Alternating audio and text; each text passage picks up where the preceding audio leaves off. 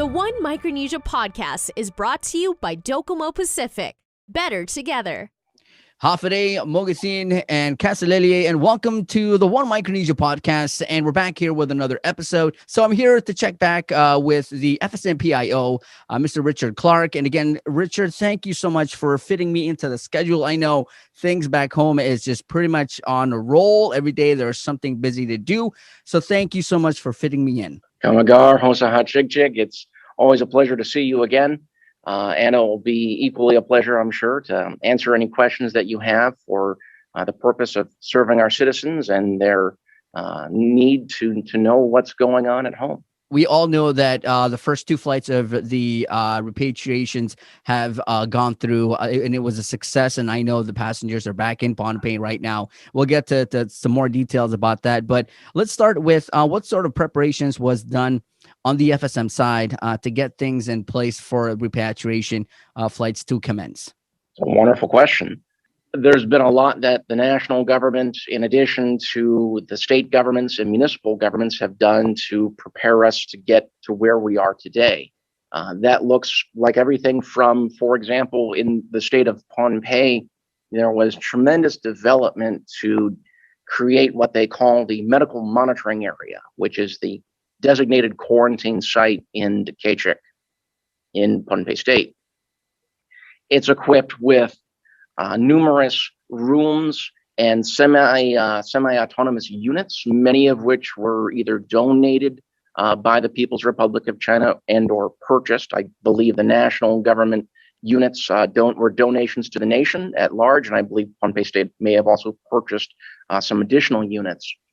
These containerized isolation units have really been able to ensure that our quarantine sites, our quarantine facilities are up to par. In addition, within Pohnpei State specifically, you've been seeing a lot more preparation for dealing with COVID-19 in a real scenario. For example, in the month of April, across the nation, we began having a significant increase in the number of virtual trainings for everything from how to use a ventilator to increased communications with a doctor from the U.S. Centers for Disease Control and Prevention, Mr. Dr. Thane Hancock. And I mentioned that name specifically because the nation is terrifically blessed and overwhelmingly happy to know that the U.S. CDC has temporarily given him to us on loan. He was one of the people on that May 13th flight, and he has tremendous experience dealing with the virus and other related viruses, and we look forward to continuing to receive his assistance.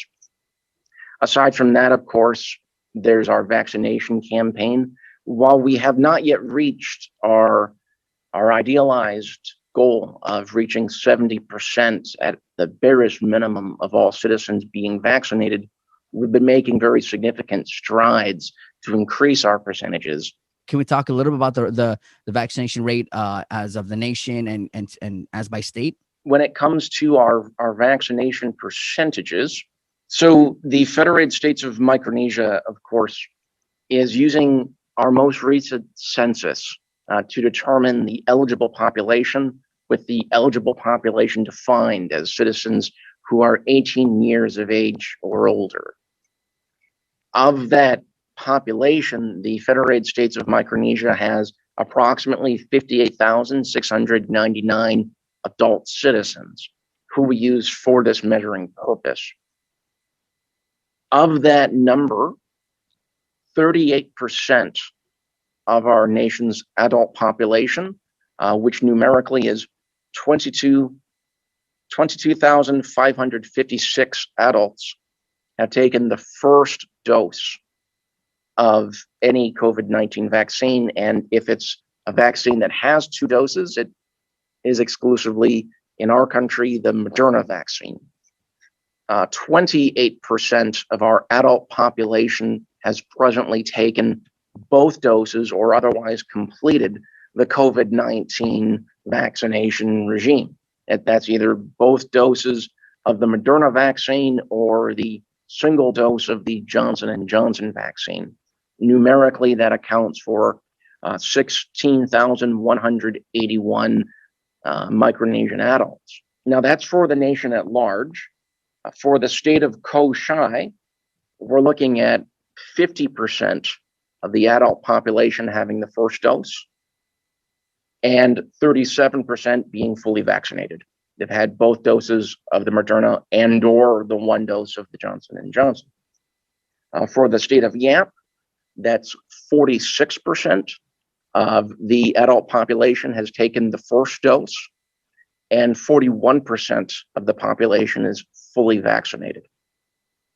For the state of Pohnpei, that's 42% of the state's adult population has taken the first dose of the vaccine, and 25% are fully vaccinated, 25% of adults in the state of Pohnpei. For the state of Chuuk, that's 32% of adults in the state of Chuuk who have taken the first dose of the vaccine, and approximately 25% who are fully vaccinated, either both doses of Moderna or the single dose of Johnson & Johnson. In our population of adults that are 50 years or older, our vaccination percentages are much higher. For the Federated States of Micronesia as a nation state, that's looking at 66%, 2 out of 3 Micronesian adults aged 50 and up have taken the first dose of the COVID-19 vaccine. And 50%, half, 1 out of 2 Micronesian adults aged 50 or higher is fully vaccinated. We see some pretty significant differences throughout the states for what that nationwide average looks like. I believe, sir, that your home state is the state of Yap, and you'll be, I'm sure, very happy to know that 89% of adults in the FSM state of Yap have taken the first dose of the vaccine, and 82% of adults in the FSM state of Yap are fully vaccinated. By contrast, in the state of Chuuk, it's 59% adults aged 50 and up have taken the first dose, and 48% of adults in the state of Chuuk are fully vaccinated, who are above the age of 50 and up. For the state of Pohnpei, that's 65%, or very close to our national average. Approximately 2 out of 3 adults who are 50 and up have taken the first dose, and approximately 42% of adults aged 50 and up in the state of Pohnpei have received their second dose. And for Koshai, that's 66% of adults 50 and up who've taken the first dose, and 51% of adults aged 50 and up in Koshai are fully vaccinated. That's just amazing news to hear. I know we're not, at where we wanted to at that rate that we wanted, but I think, progress is literally being made across the nation to get people vaccinated, fully vaccinated. So big ups to you guys and the national government, and down all the way down to the local state governments for doing that and getting ready for what's to come. And the beginning has just begun, and like we talked about the repatriation flights that just flew in just this past week. So there's a lot coming, and I know the nation is getting ready to open up its borders, and we'll talk more about that. Guys, we're going to take a quick break right here on the podcast, and when we come back, we'll get to the repatriation flights and how things are going back in Pohnpei with the first 2 flights and the first 2 groups of citizens who have been stranded abroad for almost a year. So we'll talk about how that's going when we come back after this break. Hafaday, Mogasin, and Casalelier, and we're back here on the One Micronesia Podcast. And again, we're still talking with the FSM PIO, Mr. Richard Clark, all the way out in Palakir, Pohnpei, the capital of the Federated States of Micronesia. And we caught up with some stats, and we wanted to find out how the Federated States of Micronesia was preparing for repatriation flights. And we learned about some of the stats about vaccination and their efforts in pushing more into reaching that goal that at the end of the line. So let's talk about the repatriation flights. I know it's there. The passengers are there, and I know they're happy they're back home. They've been away from home for almost a year. Are they in quarantine? Are they going straight home? What's the procedure like? At the time of our discussion right now, which is May 19th, 2021, the citizens who have been repatriated on May 13th are still presently at their designated quarantine site.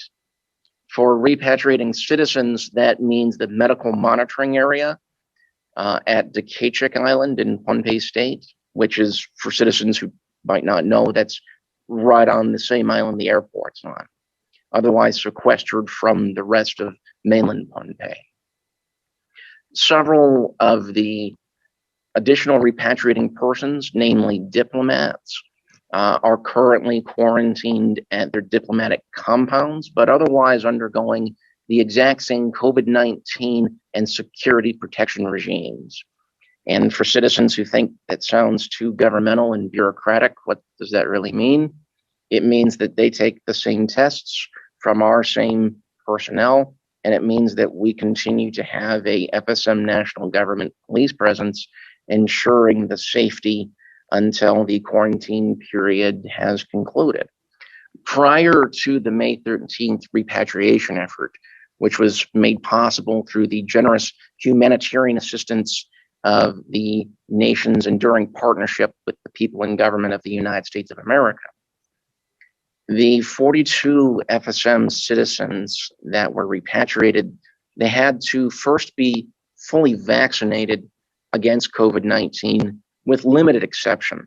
And then without exception, every repatriating person, whether they were a medical referral patient, a student, a medical attendant, an individual or individuals that we might define as essential personnel, or a member of the nation's diplomatic corps, they underwent a COVID-19 PCR test prior to entry into the pre-quarantine site.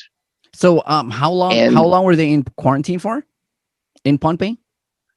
All repatriating persons spent 7 days at the pre-quarantine site in Guam, and will be spending a total of 7 days in the Pohnpei quarantine site. That's for a cumulative total of 14 days. And your listeners may appreciate knowing that 14 days quarantine exceeds any recommendations that our government has received from both the World Health Organization as well as the U.S. Centers for Disease Control and Prevention. And that's merely because, as you know, His Excellency David W. Penuelo, 9th President of the Federated States of Micronesia, is committed to an airtight repatriation regime. Is there going to be more? I know there's a couple more abandoned citizens. Is there going to be more in the long run? How is the government planning to bring home the rest of the stranded citizens? And you're right that there are still many citizens who are stranded abroad. Prior to this first repatriation flight from the U.S. territory of Guam, the FSM national government had projected and or knew explicitly about approximately 330 individuals in the territory of Guam who required repatriation to the country. And through the definitions that we use to determine who is a stranded citizen for bureaucratic reasons, such as who might be eligible for financial assistance for stranded citizens, the nation projects that approximately 900 citizens are stranded abroad in various countries and jurisdictions. So to the question then of, okay, there's lots of stranded citizens, will there be more repatriation flights? The answer is a 100% affirmative yes. Yes, there will be more repatriation flights. In fact, that these repatriation flights are one of the absolute number one top priorities for the FSM national government.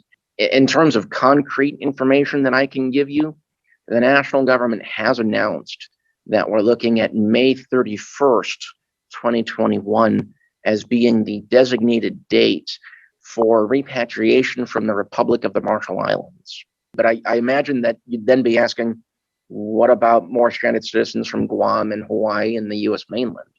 Or our stranded citizens in China, our stranded citizens in Japan, our stranded citizens in Fiji, and so many other places?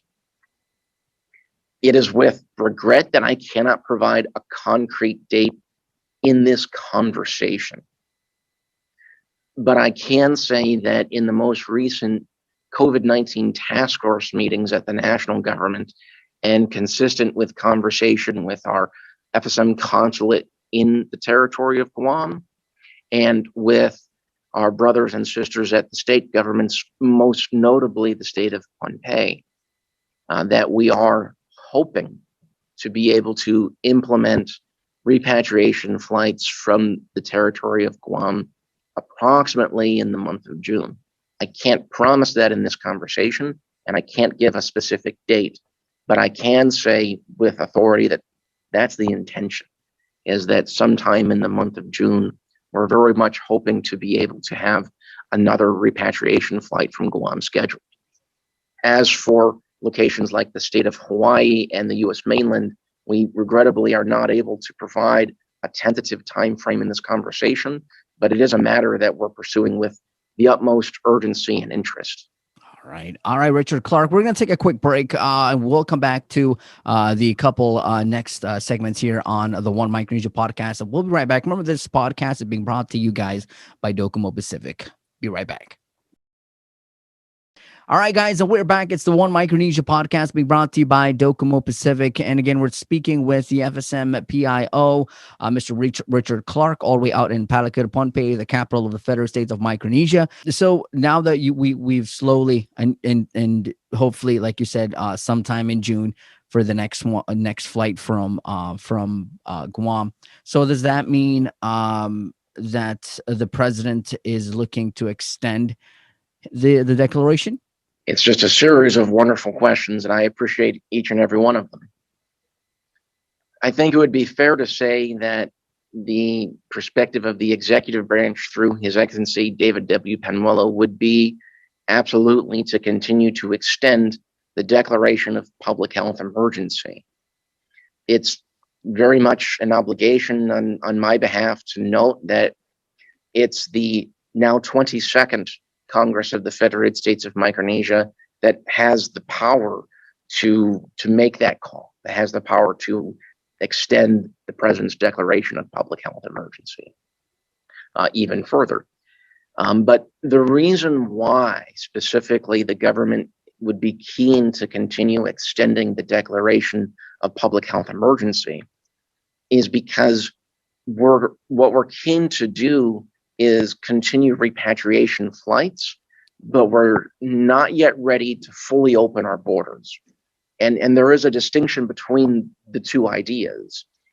The repatriation flights are highly regulated.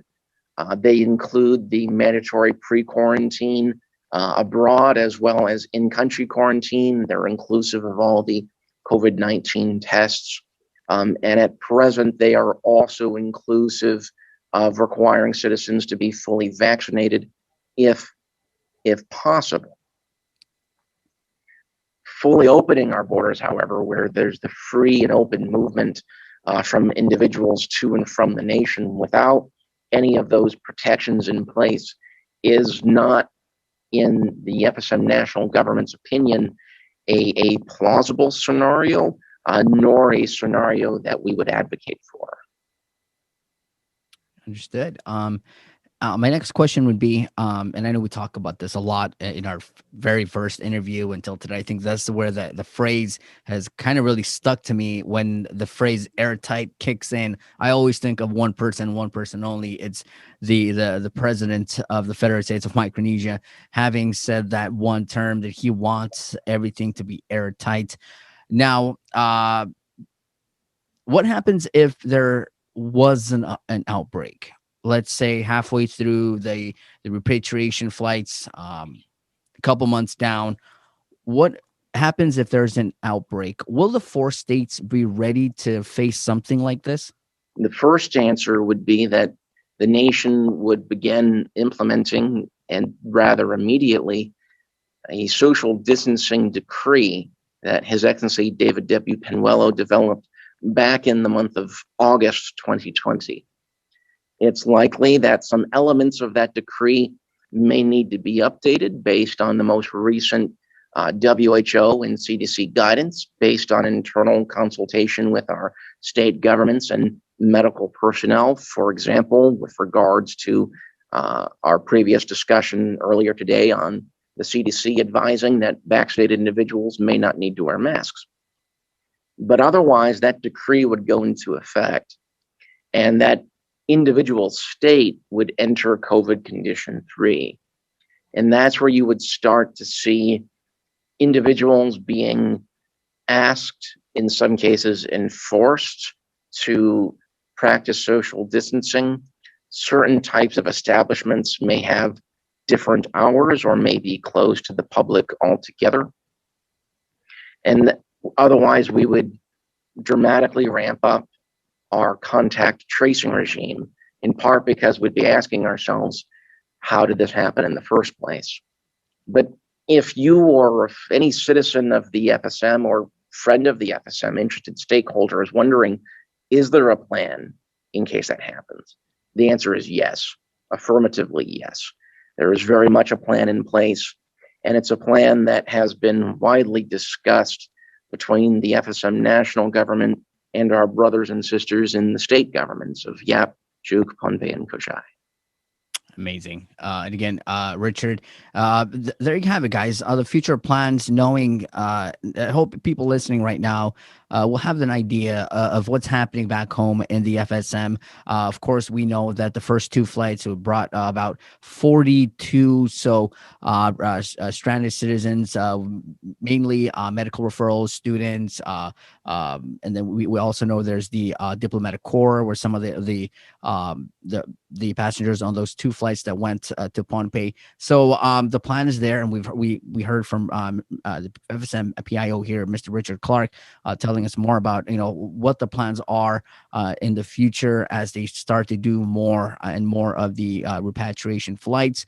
Like we said, May 31st being the one from the Republic of the Marshall Islands, and then therefore into June somewhere back to getting some of the stranded citizens on Guam that needs to go back into the FSM. And we heard about the airtight procedures that are being taken, both in the outside quarantine, and then when they get to whichever state they're going to, the state level quarantine and the procedures there.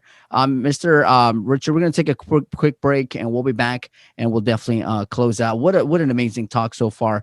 Learning about what's happening back home and the FSM. We'll be back. Remember, you're watching the One Micronesia Podcast, and it's being brought to you by Docomo Pacific.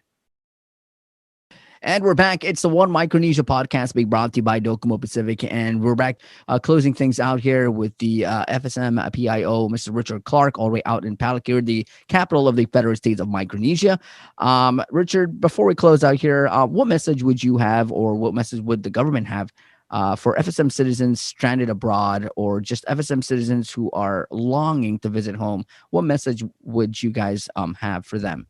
I think what the national government would say, and I know what His Excellency David W. Penwillow would say, is that to all of our stranded citizens, all of our stranded residents, we really do think about you, and we really do care about you.